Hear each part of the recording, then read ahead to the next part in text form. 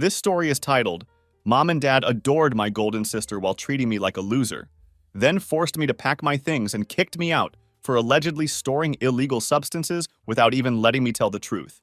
Years later, when they were on the brink of poverty, they wanted me to sponsor them. Sup Reddit, I didn't want to share this story online, but here I am. Anonymous internet therapy is cheaper than the real thing, right?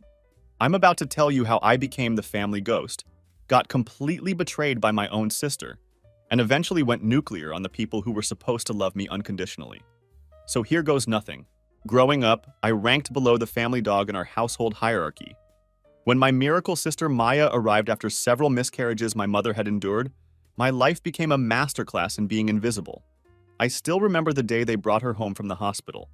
My stoic father, who I'd never seen shed a tear in my entire life, actually cried when he held her for the first time. Meanwhile, my mother whispered softly, "Our rainbow after the storm," like she'd just won the lottery jackpot. From that moment on, everything changed in our house. School was already a struggle for me, dealing with what was possibly dyslexia that my parents dismissed as pure laziness on my part. While I fought tooth and nail just to scrape by with C's and D's, my sister was treated like some kind of child prodigy from the moment she could string sentences together. "Why can't you be more like your sister?" became their daily mantra, a broken record that played on repeat throughout my teenage years. The favoritism wasn't subtle or hidden. It was blatant and in your face. The living arrangements in our house told the whole story. I was relegated to sleeping in the moldy basement, while Maya got the master bedroom with the walk-in closet and private bathroom. When it came to entertainment, my used PlayStation came with strict time limits and constant supervision, while she received a brand new gaming laptop for her 13th birthday. No restrictions, no questions asked. When I finally made the volleyball team after months of grueling tryouts, my father complained constantly about having to drive me to practices and games. But when Maya started taking dance classes, they would happily drive hours to attend her competitions, cheering from the front row like she was performing at Carnegie Hall. By the time I turned 15, I had become a ghost in my own home. Anything I asked for was met with the same response: "We can't afford it right now." So I did what any desperate teenager would do. I got a job at this sketchy burger joint on the other side of town. I worked the fryer after school, coming home every night smelling like grease and desperation, just so I could buy my own necessities. I became completely self-sufficient while my sister was being groomed for an entitled princess lifestyle. To my parents, I was nothing more than a tax deduction and an occasional babysitter when they needed someone to watch Maya. I got used to it after a while, but deep inside, it hurt more than I ever let on. But then things got interesting at the house, and by interesting, I mean concerning as hell. I started noticing something was seriously off with Maya. She had started high school that fall, and something about her had changed faster than my dad's attitude when someone mentions taxes. She was sneaking out of the house regularly, coming home with glassy, unfocused eyes and reeking of cigarettes, and something much worse that I couldn't quite identify. The discovery that confirmed my suspicions came when I found a small baggie of pills in our shared bathroom, tucked behind the tampons where she thought no one would ever look. Genius hiding spot, right? Like either of us was ever going to voluntarily dig around back there. When I confronted her about it, she just laughed it off with that dismissive attitude only teenagers can truly master. "Chill, Lily, they're just Adderall," she said, rolling her eyes. "Everyone takes them for tests." But I knew it wasn't just Adderall. I'd seen enough public service announcements and health class presentations to recognize OxyContin when I saw it. By this time, I was 18 years old, a senior in high school counting down the days until graduation when I could finally escape this hellhole of a family dynamic. Maya was 17, still the golden child despite her obvious spiral into dangerous territory. I tried to reason with her, really I did. "Maya, this stuff is serious," I said, trying to keep my voice calm and non-judgmental. "Where are you even getting these pills from?" She looked at me with that practiced teenage disdain that only teenage girls can truly perfect, rolling her eyes so hard I was surprised they didn't fall out of her head. "Honestly," she said, with a tone that could cut glass, "none of your business. Just because your life is boring as a History Channel documentary doesn't mean mine has to be." The casual cruelty in her voice caught me off guard, but I shouldn't have been surprised. She'd learned from the best, after all. Desperate and genuinely worried about where this path was leading her, I tried talking to my mother about it one evening while she was folding laundry in the living room. "Mom, I'm really worried about Maya, I began carefully, testing the waters. I think she might be using drugs. My mother didn't even bother to look up from the basket of clothes she was sorting through. Don't be ridiculous, Lily, she replied dismissively. Maya knows better than that. She's a smart girl. I pressed on, knowing this might be my only chance to get through to her. Mom, I actually found pills in her stuff. Real pills, not vitamins. That statement finally got her attention, but not in the way I'd hoped. She fixed me with an ice-cold stare that could have frozen hell itself, her face transforming into something I barely recognized. Were you snooping through your sister's things again? She demanded, her voice dripping with accusation. Honestly, Lily, this jealousy of yours has to stop. Maya's a good girl who makes responsible choices. After that conversation went nowhere, I gave up trying to warn anyone. What was the point of beating my head against a brick wall? In their eyes, Maya was a literal angel sent directly from heaven, and I was the family disappointment who would probably end up as the subject of a true crime podcast someday. No matter what evidence I presented or how logical my concerns were, they would never believe anything negative about their precious miracle child. Then, I started noticing the texts. Maya's phone was constantly lighting up with notifications at all hours of the day and night, like a Christmas tree on crack. The constant buzzing and chiming became the soundtrack to our shared bedroom. One night, I happened to glance over while she was frantically texting, and I caught a glimpse of the contact name on her screen. Just the letter T. Nothing else, just a single letter. It was a classic move for someone who definitely had something to hide. A few times over the following weeks, I caught glimpses of him picking her up about a block from our house, clearly trying to stay out of sight from our parents. The dude was way older than any high school boyfriend should be, at least 32 years old from what I could tell. He had a scruffy beard that looked like something you'd find clogging a shower drain after a particularly bad week, and tattoos covering his arms that practically screamed, "I make poor life choices on a regular basis." He drove a beat-up Mustang that made more noise than a dying whale, the kind of car that announced its presence 3 blocks away. So I tried one more time with Maya, cornering her in our shared bedroom after I'd seen her climbing back through the window at 2 o'clock in the morning, like some kind of drunk cat burglar. That guy is bad news, Maya, I said, trying to keep my voice low so our parents wouldn't hear. He's way too old for you. He looks like the before picture in a rehab center brochure.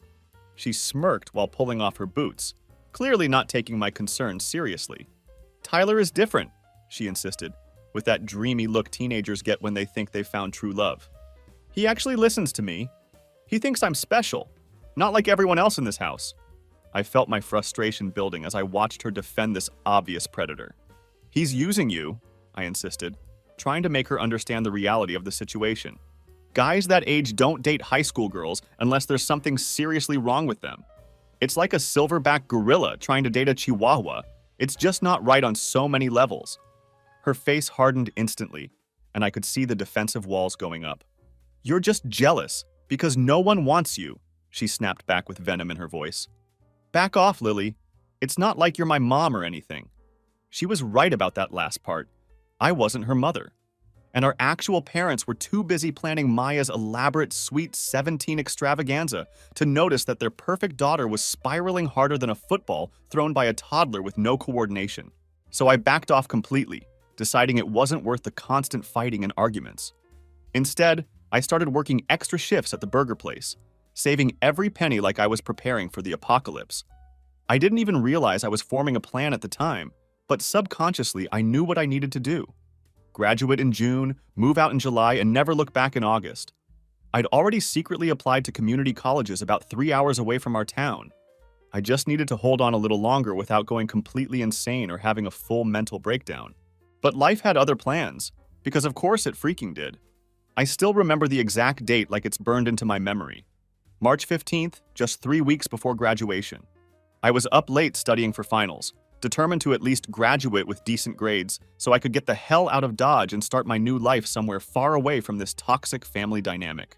Around 1 o'clock in the morning, I heard the familiar creak of Maya's window opening in our shared bedroom. I kept my head down, pretending to be completely absorbed in my chemistry textbook while she climbed through, giggling like something was absolutely hilarious about sneaking back into the house wasted at 1 a.m. while I'm trying to actually study and graduate. Nothing screams comedy gold, quite like molecular formulas and being too drunk to properly operate a window latch. Shit, she whispered under her breath. fumbling with the window mechanism like she was trying to solve a Rubik's Cube while wearing oven mitts. Something about her movements was completely off-clumsy, uncoordinated, and clearly impaired. "You're high," I stated flatly, not bothering to look up from my textbook. "So what if I am?" She shot back with attitude. She flopped onto her bed without even bothering to take off her shoes, the mattress springs creaking under her weight. "Tyler had the good stuff tonight," she slurred slightly, clearly pleased with herself. "You should try living a little, Lily. Your face is always stuck in those books like they're going to magically teleport you out of here or something." I ignored her completely, turning a page in my chemistry textbook and continuing to study. About 10 minutes later, she was out cold, still fully dressed and snoring like a chainsaw cutting through concrete. I'm not sure what woke me up later. Maybe it was a sound. Or maybe it was just that sixth sense you develop when you're living in a house where you're never quite safe or comfortable. According to my alarm clock, it was exactly 3:17 a.m. Maya's bed was empty, the covers thrown back hastily like someone had left in a real hurry. Then I heard the voices downstairs, angry, urgent whispers that were rapidly escalating into full-blown shouting. Dad's midnight rage special was apparently being served tonight, and I had front row seats to another family meltdown. I crept to my bedroom door, cracking it open just enough to catch the latest episode of My Family's Completely Messed Up, playing live downstairs. Who was that man?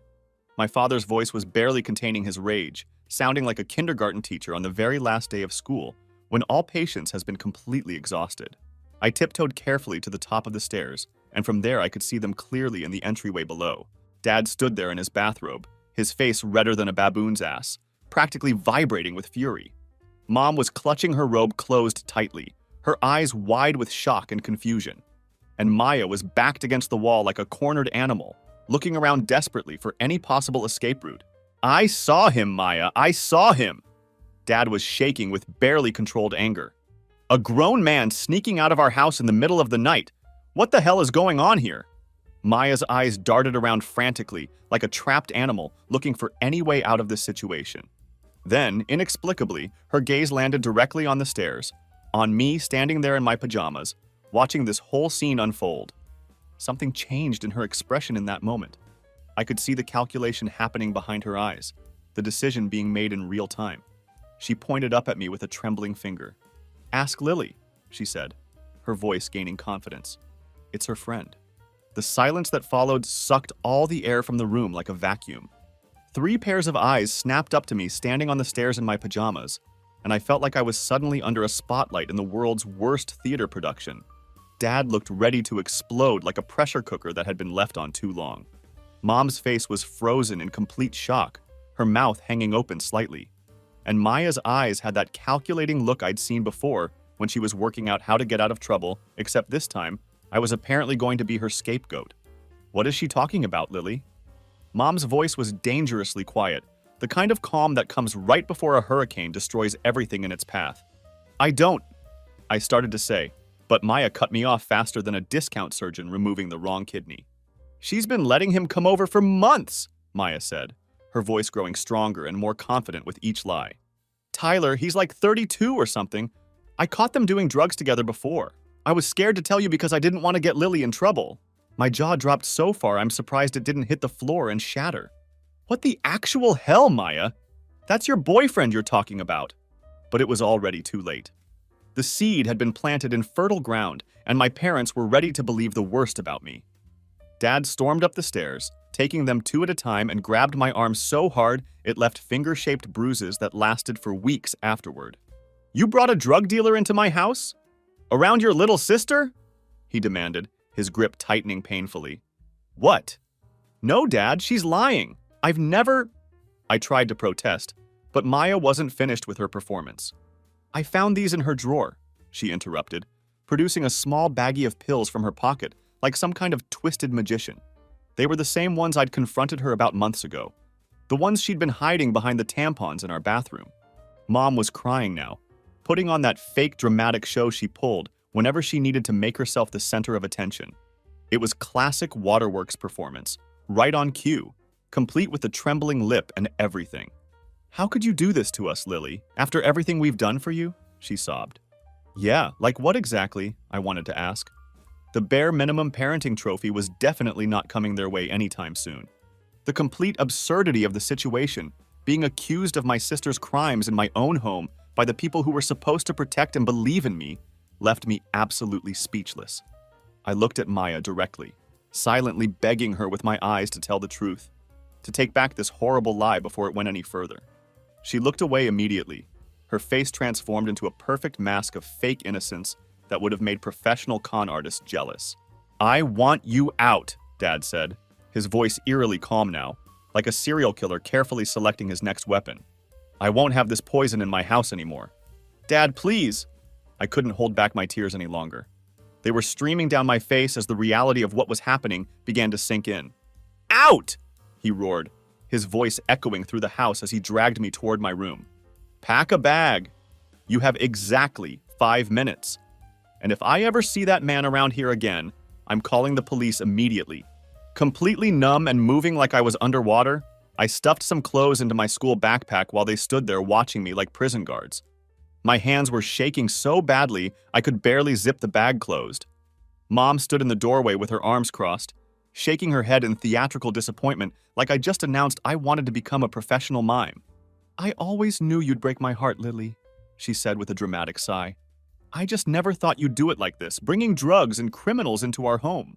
As Dad marched me to the front door like I was some kind of radioactive waste that needed immediate disposal, I caught one last glimpse of Maya standing small and pathetic in the living room entryway. For just a brief second, I thought I saw a flicker of regret flash across her face. Maybe some tiny part of her conscience was trying to break through. But then it was gone, replaced by nothing. Zero emotion, zip, nada.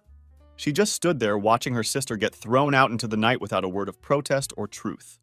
"Don't come back until you're clean and that criminal is completely out of your life," Dad spat venomously, shoving me onto the front porch like I was contaminated garbage. Who does this to their own daughter? He didn't even give me a chance to defend myself or explain what was really happening. The door slammed behind me with the finality of a coffin lid closing, the sound echoing in the quiet neighborhood.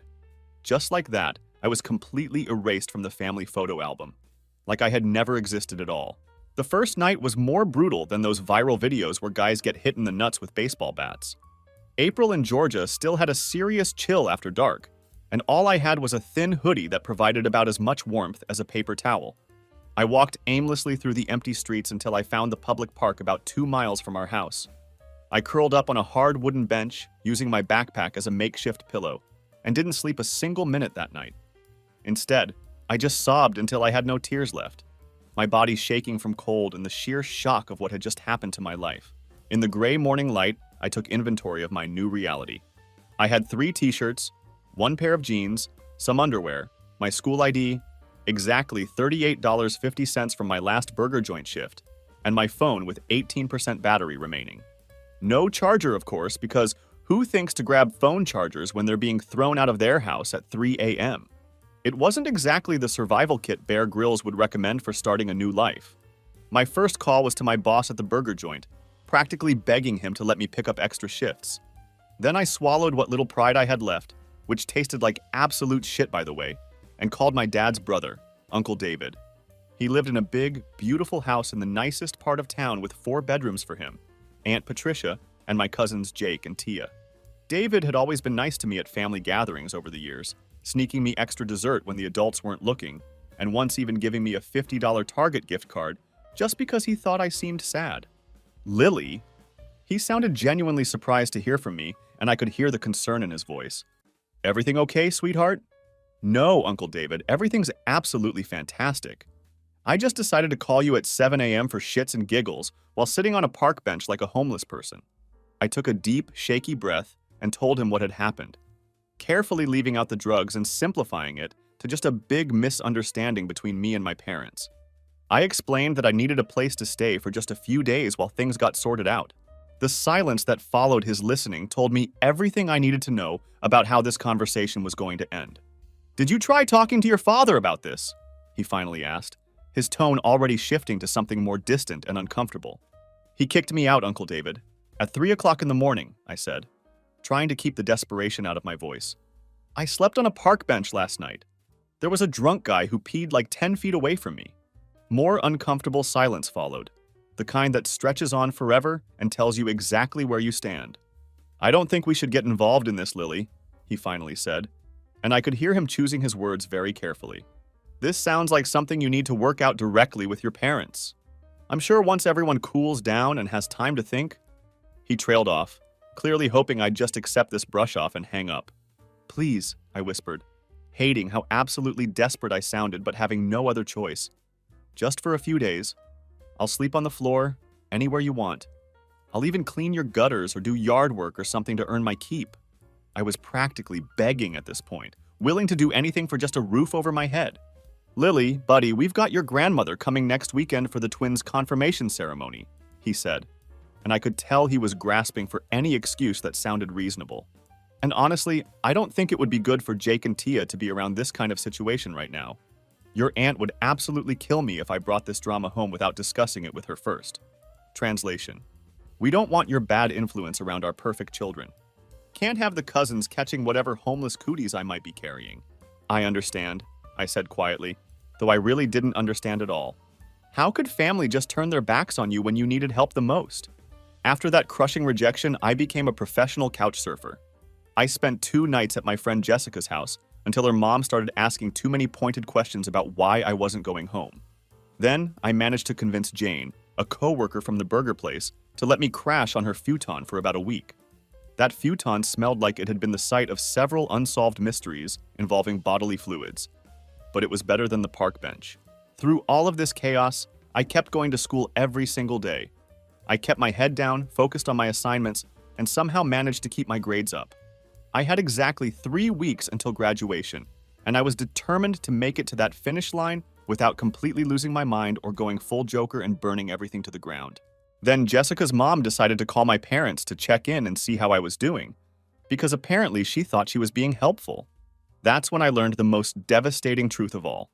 My parents had been telling everyone in town that I had run away with a drug dealer. They were spinning this whole narrative where I was the problem child who had made terrible choices and broken their hearts. It was a complete PR campaign designed to make them look like the devastated victims instead of the assholes who had kicked their own daughter to the curb at 3 a.m. based on lies. They had crafted this convenient story that painted them as the poor, suffering parents whose daughter had chosen drugs and criminals over family. Meanwhile, I was sleeping on strangers' couches and working double shifts just to survive, all because I tried to protect the sister who had thrown me under the bus to save herself. Uncle David called me once more after hearing their version of events, and the conversation was painfully awkward from the very first word. Your dad says you're involved with some older criminal, he said, clearly uncomfortable but feeling obligated to address it. He mentioned that there were drugs involved and that you've been making some really bad choices. None of that is true, I said flatly, too exhausted to put any emotion into my voice anymore. Well, these kinds of accusations don't just come from nowhere, Lily, he replied, and I could hear him trying to convince himself that my parents must be telling the truth. Your parents are worried sick about you. Are they? I asked, genuinely curious now. Are they actually looking for me? Filing missing person reports? Checking hospitals to see if I'm dead in a ditch somewhere? The question hung in the air like smoke. There was a pause longer than the line at the DMV on a Saturday afternoon. They think you need to come home when you're ready to follow their rules and get your life straightened out, he finally said, which told me everything I needed to know about their search efforts. I laughed, but it was a bitter sound that probably made me sound like a villain in a Batman movie. Goodbye, Uncle David, I said, and hung up. Then, I blocked his number faster than politicians block angry constituents on Twitter. My history teacher, Mr. Rodriguez, was the one who ultimately saved my life. He found me asleep in the school library during lunch period, my head resting on an open textbook, probably drooling on the chapter about the Spanish-American War. Lily, he said gently, shaking my shoulder to wake me up. Are you okay? You look exhausted. I wasn't okay. Not even close. But something about his genuine concern broke down all my defenses. I ended up telling him everything. The whole sordid story from beginning to end. He listened without interrupting, his expression growing more concerned with every detail I shared. You've been homeless for 2 weeks and you're still coming to school every day? He asked when I finished my story. I shrugged like it was no big deal. Graduation's in 9 days. I've been eating nothing but burger joint leftovers and vending machine snacks, but I'm not missing that finish line. I've worked too hard to give up now. That very night, he took me to his modest 2-bedroom house on the outskirts of town. "The basement apartment isn't much," he said apologetically, showing me a small room with concrete walls, a twin bed, and a mini fridge that hummed constantly. "But it's yours if you want it. $200 a month, utilities included. My wife and I never had kids, so we've got the extra space just sitting there empty." I started crying again, but this time it was from overwhelming relief rather than despair. Not my proudest moment, breaking down in front of my teacher, but when someone throws you a life preserver while you're drowning, you don't worry about looking cool or maintaining your dignity. After graduation, which none of my family members attended, big shock there, I started working full-time at the burger place. I got my GED since I'd missed too many final exams to officially graduate with my class. Then, I applied for every scholarship I could possibly find, writing essays during my work breaks and conducting interviews over the phone during my lunch hours. It was like hosting some desperate one-woman QVC show, except instead of selling kitchen gadgets, I was trying to sell my future to anyone who would invest in it. All the while, I waited for anyone, from my family to actually look for me. I kept expecting my dad to file a missing persons report, or for my mom to call the school to check if I was still attending classes, or for Uncle David to at least verify that I was alive and not decomposing in a ditch somewhere. But there was nothing. Complete and total silence. The crickets outside my basement apartment were literally louder than any effort my family made to find me. I found out later, through my cousin Tia, who eventually reached out to me on social media, that my parents had been telling everyone an elaborate lie about my whereabouts. They claimed I had received a full scholarship to an elite nursing program at Duke University, one of those prestigious accelerated programs that even includes a study abroad component in Sweden. It was such a convenient explanation for my sudden disappearance, and it made them look like proud parents whose brilliant daughter was off pursuing her dreams of saving lives and wearing fancy white coats. The irony of this fictional story wasn't lost on me at all. These were the same people who had spent years telling me I wasn't smart enough, wasn't special enough, and would never amount to anything significant. But suddenly, when they needed to explain why their daughter had vanished without a trace, I became this brilliant academic star pursuing prestigious medical career opportunities. What an absolute joke. I legally changed my name from Lily Morgan to Lily Reed exactly 1 year later. I did it partly for the fresh start and the psychological freedom it represented, but also partly because I was genuinely afraid of them finding me someday and trying to drag me back to that house where I had never truly belonged. It felt like making my escape from Shawshank official, cutting the last legal tie that connected me to people who had never really wanted me in the first place. 7 long years passed after that night. I worked my way through community college, taking classes whenever I could afford them and studying between burger flipping shifts.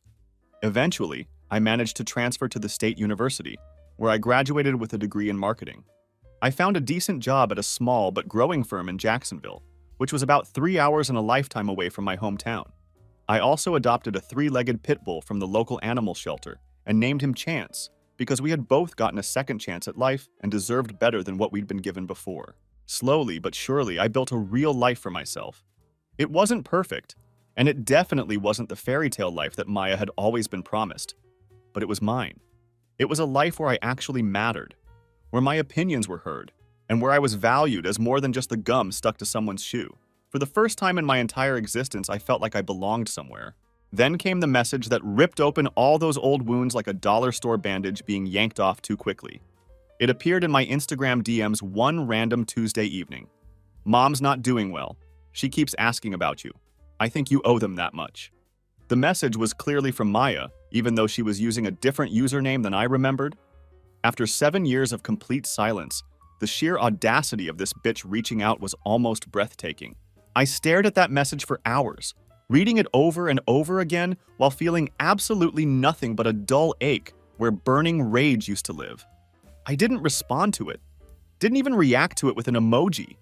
I just let it sit there in my inbox like that weird container of leftovers in the back of everyone's fridge that nobody wants to open because they're afraid of what they might find inside. A week later, another message appeared from Maya. "You don't have to talk to them, but can you at least talk to me, please?" Against my better judgment and every instinct screaming at me to leave this buried in the past, I replied with exactly 4 words. "What do you want, Maya?"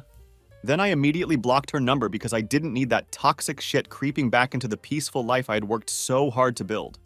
I'd spent years in therapy working through the abandonment issues, the trust issues, and the whole complicated package deal that comes with being thrown away by your family at 18 years old. But then something even weirder happened that I definitely wasn't prepared for. I got a message request on Instagram from someone I didn't recognize, a guy named Tyler Reeves. The profile picture showed a thin man with a patchy beard and hollow, sunken eyes that looked like they'd seen too much. My stomach twisted into knots when I opened the message, because somehow I knew this wasn't going to be good news.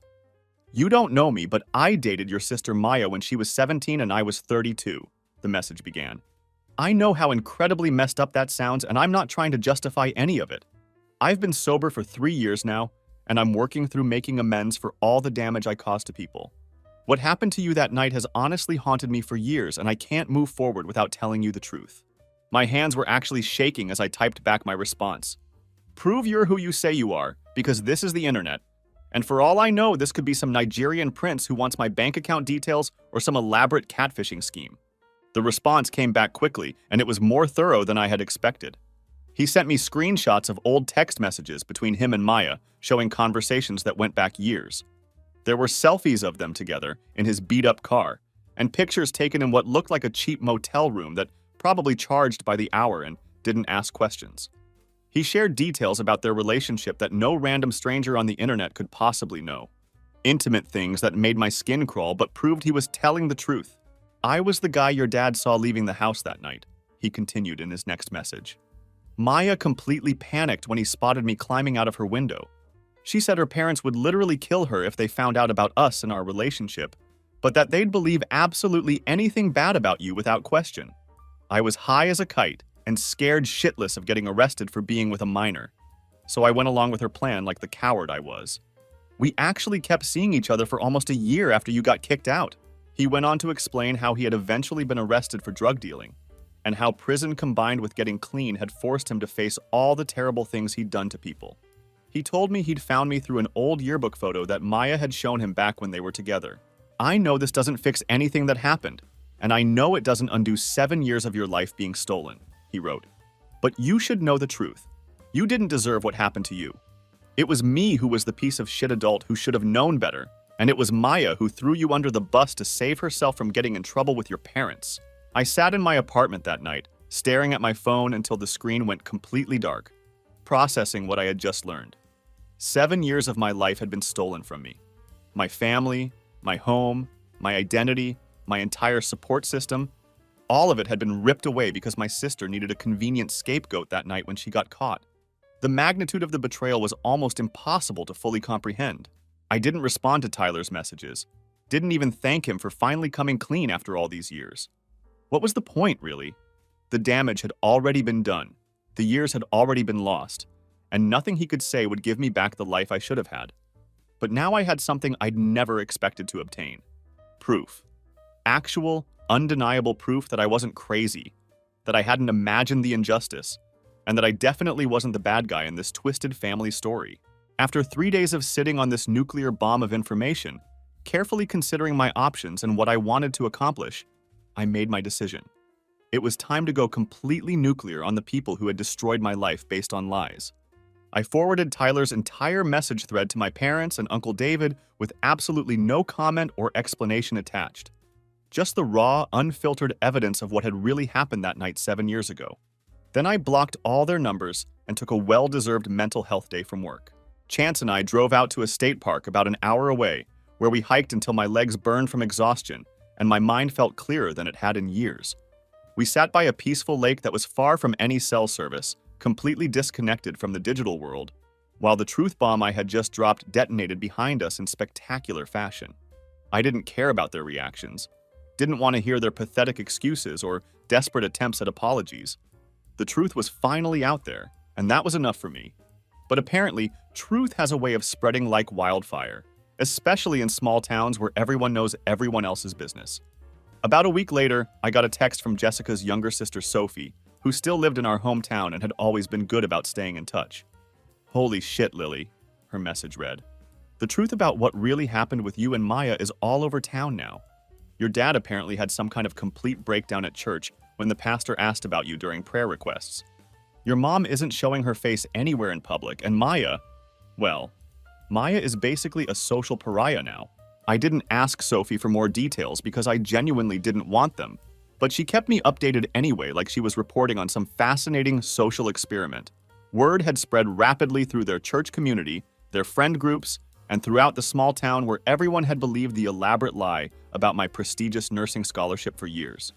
Maya's high school friends, who were now in their mid-20s with real careers and families of their own, had turned on her completely when they learned what she had done to her own sister. Her roommate had kicked her out of their shared apartment after hearing the full story of her betrayal. Within just 1 month of the truth coming out, Maya was living in her car, completely ghosted by nearly everyone who had once been part of her social circle. The boutique where she worked as an assistant manager had been forced to let her go after multiple customers complained about having her help them with their purchases. Turns out people don't particularly want to buy overpriced scented candles and decorative pillows from someone who had framed their own sister for drug offenses and let her become homeless. "It's karma," I texted back to Sophie once, immediately regretting giving any response at all. Not because what I said wasn't true, it absolutely was karmic justice in its purest form, but because engaging it all felt like I was being pulled back into their toxic orbit. I didn't want any connection to that life, not even through secondhand gossip and updates. I had worked too hard to build something new and healthy for myself.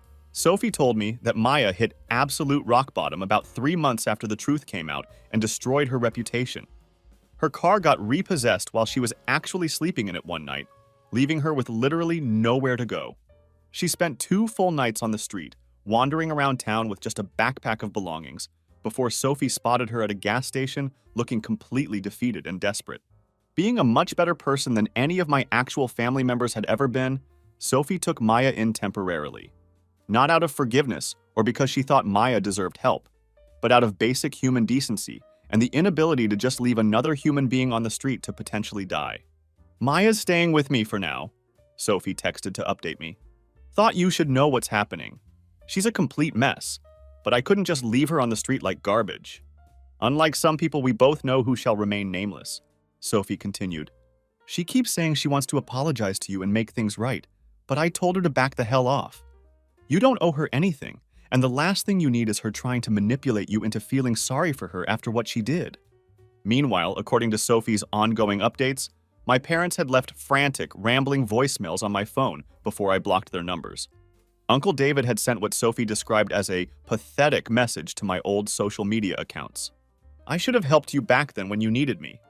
I'm sorry I believed their lies instead of giving you a chance to tell your side. Too little, too late, about 7 years too late, to be exact." I deleted everything from Sophie without responding any further, because some debts can never be repaid, no matter how many "I'm sorry" texts someone sends into the void. Some relationships are better left dead and buried in the ground where they belong. I didn't want reconciliation, didn't want to hear Maya's sobbing excuses or my parents' elaborate justifications for their behavior. The truth was finally out there for everyone to see, and that was enough satisfaction for me. Now I could focus entirely on myself and continue moving forward with my life. But what was most telling about my former family over the course of nearly a year after I dropped that truth bomb was their complete and utter silence toward me personally. Not a single genuine attempt at reconciliation came my way. No heartfelt apology letters showed up in my mailbox. No desperate efforts to track me down and make amends. After sending that devastating evidence their way, I had honestly expected something. At least some pathetic attempt to explain themselves or beg for forgiveness. Instead, there was nothing but radio silence. They clearly hadn't cared enough to swallow their massive pride and admit they had completely fucked up their daughter's life based on lies. Well, that is, until they needed something from me. Because of course that's how these people operated. Family only mattered when it could be useful to them. The email from my mother came completely out of nowhere, like a surprise punch to the gut. She had somehow tracked down my work email address through my LinkedIn profile, which meant she had gone to considerable effort to find a way to contact me. The subject line simply read, "Please read this," and the message itself was a masterclass in manipulation disguised as concern. "Lily, I know we have a lot of difficult things to work through," the email began. "But your father is very ill right now. The doctors found stage 4 pancreatic cancer last month, and it's advancing much more quickly than anyone expected. He may only have weeks left to live. He's been asking for you constantly, and it's breaking my heart to see him in so much pain. Not just physical, but emotional too. Please find it in your heart to come see him one last time." Whatever happened in the past, he's still your father and he loves you. Mom, I noticed immediately that there was no apology anywhere in that email. No acknowledgement of what they had done to me. No recognition of the 7 years of my life they had stolen. No mention of the lies they had told, or the way they had abandoned me. Just the expectation that I would come running because blood is supposedly thicker than water. Like being biologically related to someone means you get unlimited, be a complete asshole passes for life. I didn't respond to that email. Didn't even bother making a draft. I just let it sit there in my inbox like that weird container of mystery leftovers in the back of everyone's fridge that nobody wants to open because they're afraid of what horrifying science experiment they might discover inside. 3 days later, another email arrived that was significantly more aggressive in tone. Lily, I don't think you understand the seriousness of this situation, it read. Your father could be gone any day now, and time is running out. I know you're still angry about what happened years ago, but holding on to resentment like this isn't healthy for anyone involved. We didn't know Maya was lying to us back then. We were just trying to protect our family from what we thought was a dangerous situation.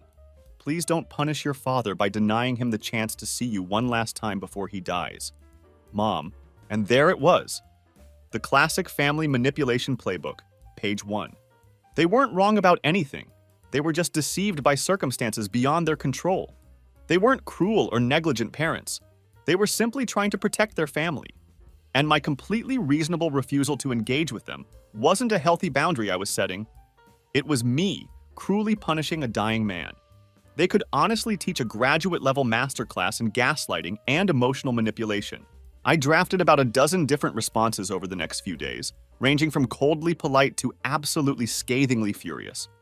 I wrote detailed explanations of exactly what they had put me through. I crafted sarcastic responses that highlighted their hypocrisy. I even wrote a few that were genuinely heartfelt about the pain they had caused.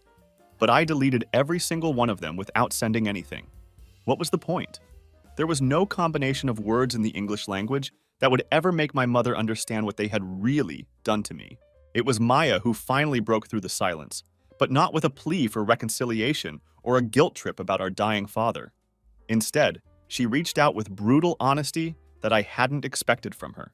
Dad's really sick, she texted from yet another new number.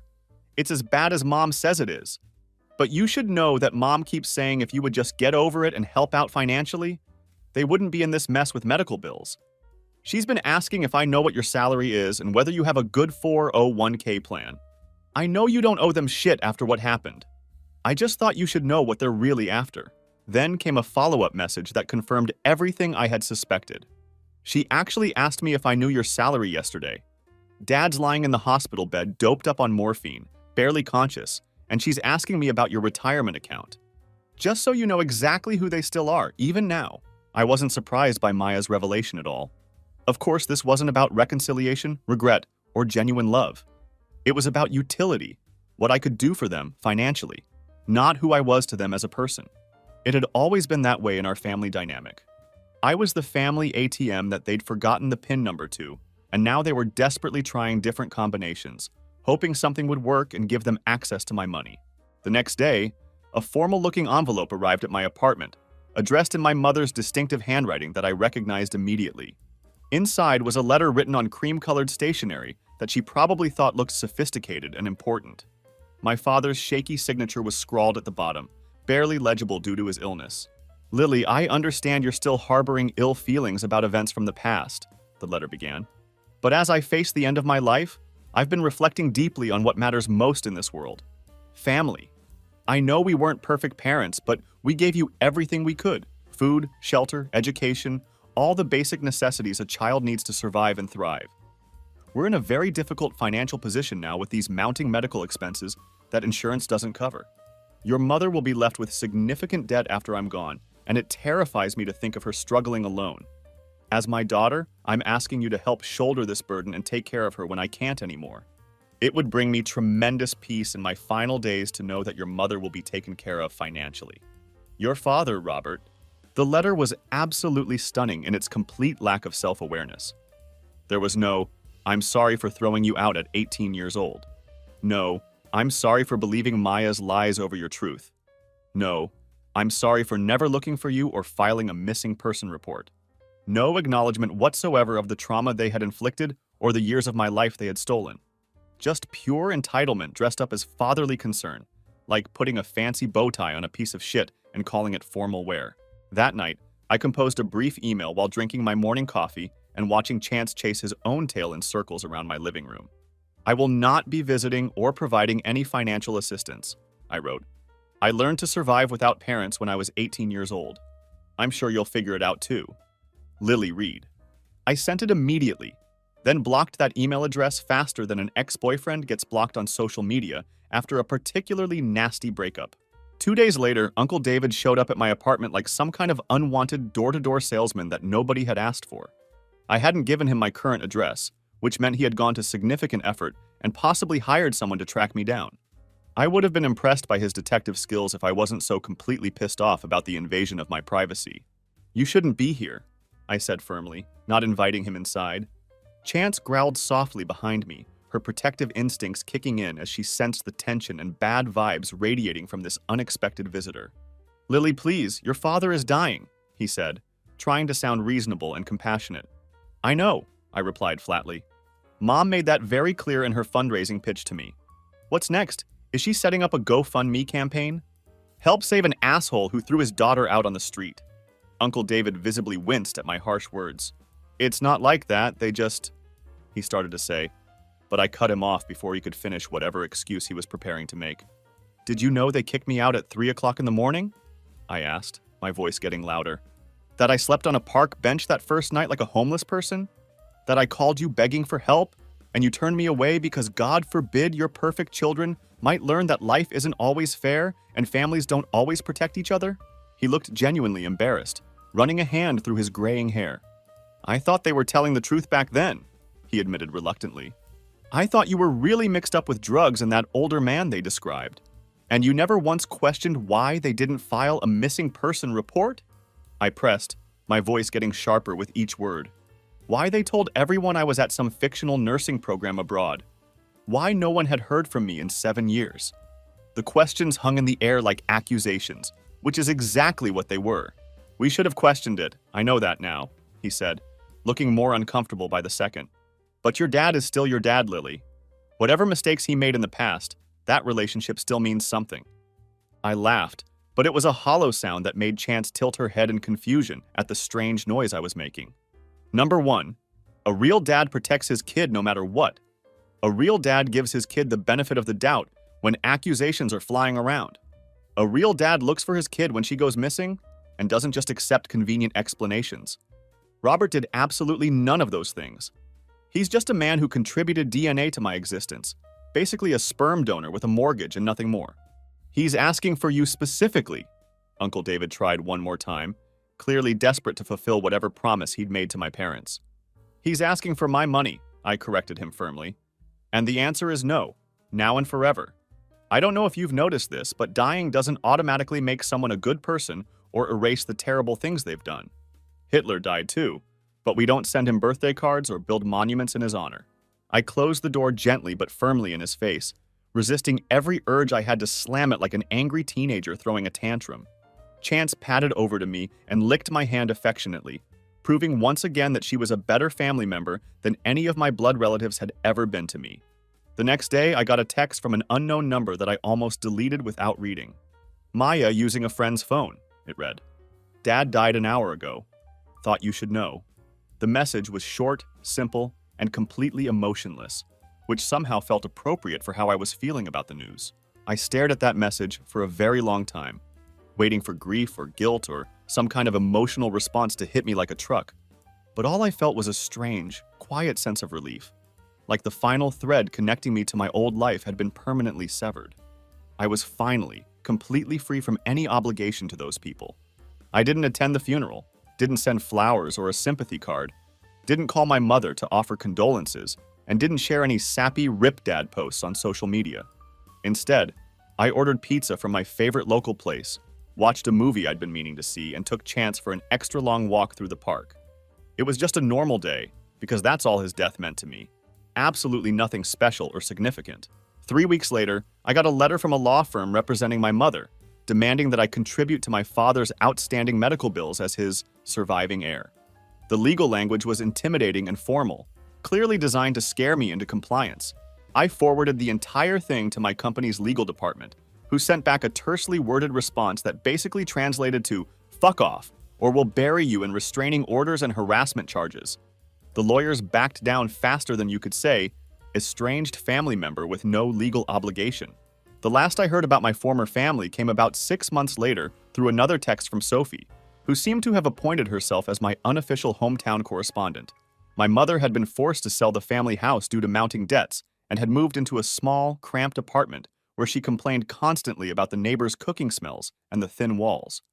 Maya had relocated to Orlando, where she was working double shifts at a casino, dealing cards to drunk businessmen who hit on her relentlessly while losing their paychecks at the blackjack tables. Neither of them was doing particularly well, according to Sophie's report, but they were surviving somehow. Just like I had been forced to do at 18 years old with nothing but a backpack, $38, and the sheer determination to prove them all wrong about what I was capable of achieving. I deleted Sophie's message without responding and took chance for our usual evening walk around the neighborhood.